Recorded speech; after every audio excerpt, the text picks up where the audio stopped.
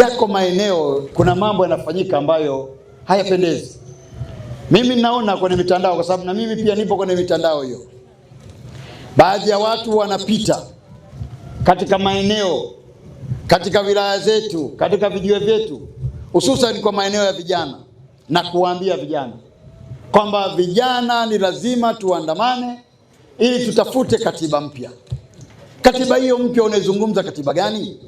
Mtu ambaye hakuwa na ilani, mtu ambaye hakuwa na mikutano, mtu ambaye hakushiriki lolote, leo hii anakwambia tuandamane, tufanye fujo, tupate katiba mpya.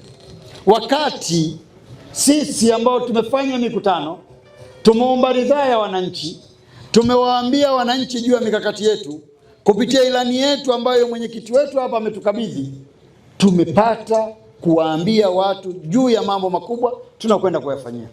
Na moja ya jambo hilo, ndugu zangu, ni uwepo wa katiba mpya. Katiba mpya imeelezwa kwenye ilani ya Chama cha Mapinduzi, na kwamba ndani ya miaka mitano inayofuata, Mheshimiwa mbunge na Mheshimiwa wananchi, kwamba tunakwenda kuwapatia katiba mpya.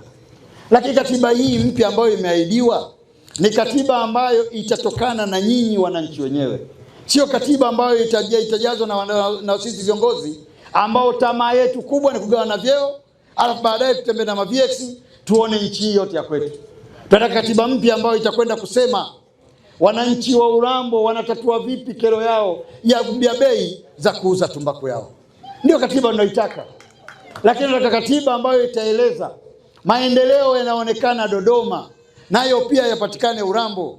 Katiba mpya ambayo itaeleza juu ya mambo mazuri yanayotakiwa katika nchi yetu. Sio katiba ya viongozi watakwenda kugawana vyeo. Leo hii wanapita kila sehemu wanasema. Tuwaulize, haya maneno mmeyatoa wapi? Tuendelee kuitunza amani yetu, tuendelee kuipenda Urambo wetu, tuendelee kuipenda Tanzania.